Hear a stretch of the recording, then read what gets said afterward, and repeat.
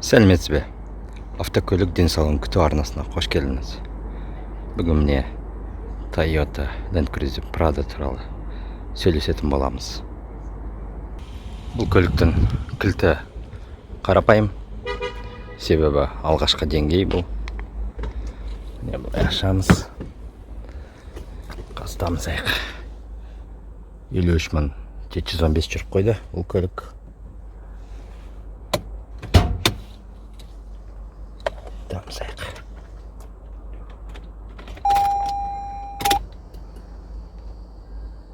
Міне осылай күтесіз кішкене, себебі инициализациясы болсын компьютердің. Сонда жеңіл дамылады. Қозғалсыш.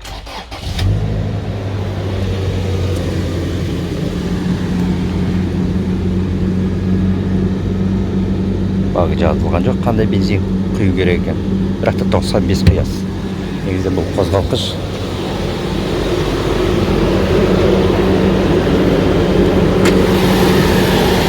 Қозғалқыш 2TRFE деген қозғалқыш. Тамды. Судинге. Дұрыс бәрі.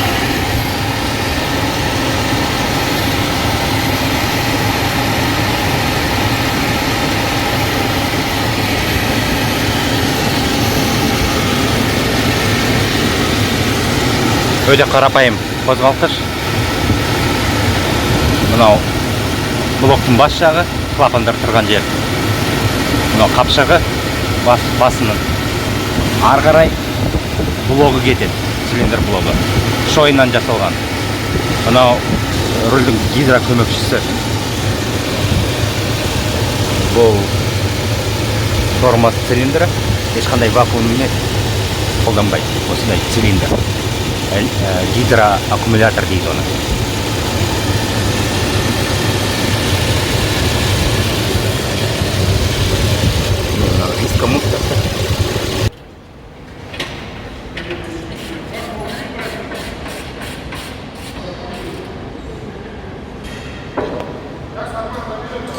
Көлік 53 мың жүріп шықты.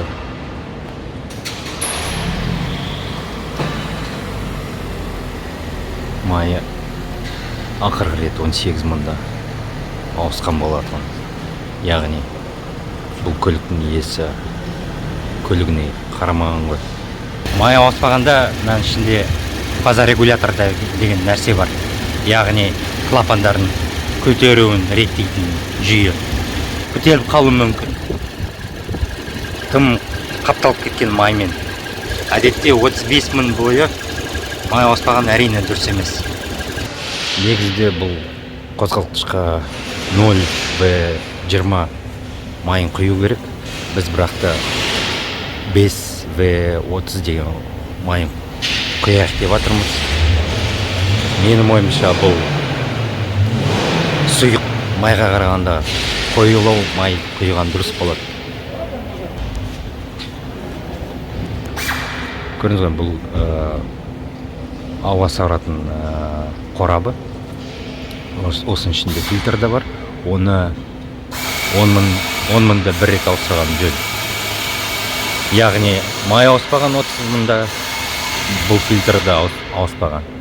Воздушный фильтр ма? Иә. Шам болып кетті, иә. Мынаны біз өзімізбен бірге алып кетейік. Да, конечно, шам. Рахмет. Бүкіл ауыстырған нелерін бәрін собой саламыз. Иә, ана май фильтрінен басқа.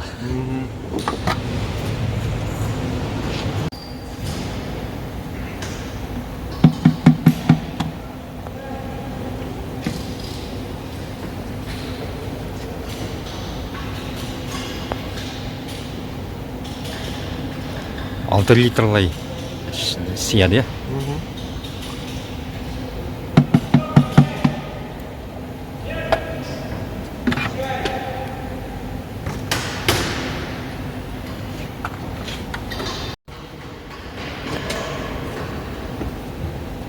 Қазір қозғалғыш тамызады. Дауысы өте жақсы.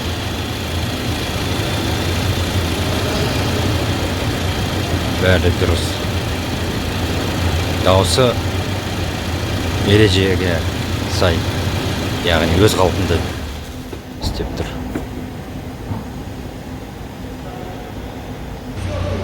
Екі мыңнан кейін тағы да ауыстырамыз майды.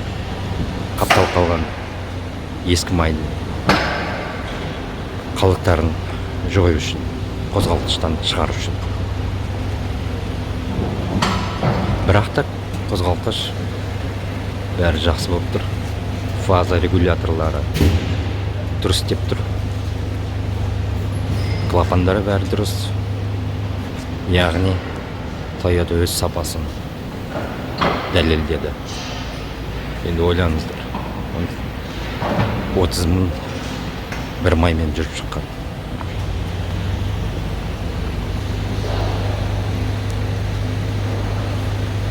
Toyota сапалығы. Терезе тазалау таяқшаларын былай көтеріп қою керек. Қатып қалды әне.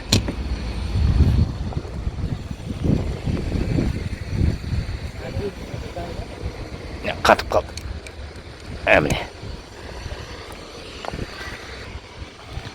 Алдығы шамдары LED, яғни светодиодпен. Міне, мынау алысқа беретін шамдар. Көріңіз ғой.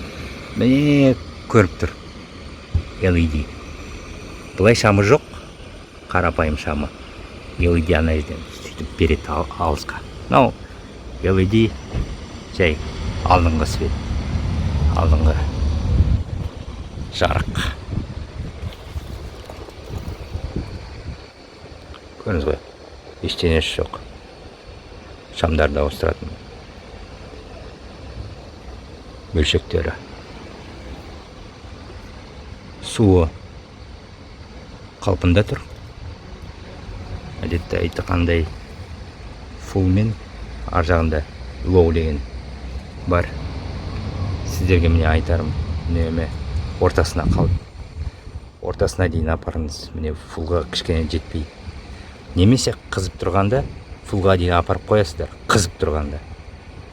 Сонда егерде тым қызып кетсе, онда артық сұйықтарыңыз, антифризіңіз төгілмейді. Toyotаның жақсысы бұл қысымсыз жұмыс дейді.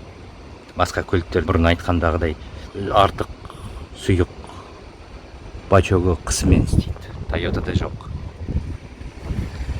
Соның бәрі төзімділікке әкеп соғады. Бұл көлік блогы шойын болғандықтан 1 миллионға дейін жүруі мүмкін. Минимум 400 мың жүріп шығады. Майын уақытында ауыстырып отырсаңыздар. Некеніз. Тоса тұру керек кішкене. Сонда бортовой компьютері инициализациясын жасайды да қозғалтқыш жеңіл дамады. 1 секунд тосқаныңыз жөн. Жақсы істеп тұр.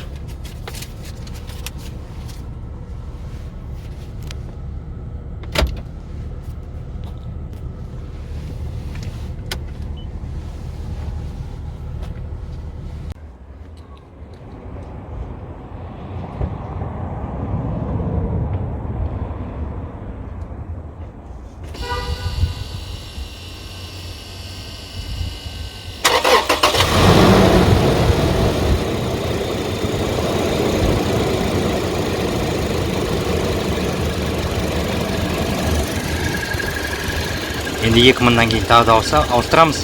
Себебі егерде бір қойыланып май бір жерде қалдықтары қапталып кеткен. Иә, құрметті көрермен, сонымен майын ауыстырдық. Бұл көліктің 53 мыңда 6 литр май құйдық. Заң бойынша 0В20 майын құю керек, бірақ та біз қоюын құйдық. 5В30. Себебі бұл қозғалтқыш 2TR FE қозғалтқышы әнеу 90-шы жылдары дамытылған Toyotамен. Сондықтан негізде 5В30 майларына арналған қозғалтқыш. Соны қойдық. Содан кейін қозғалтқыштың ауа фильтрін ауыстырдық. Бұл бейне у нас бейнеге лайк қойыңыздар. Бейне астына пікірлеріңізді қалдырыңыздар. Арнаға жазыңыздар.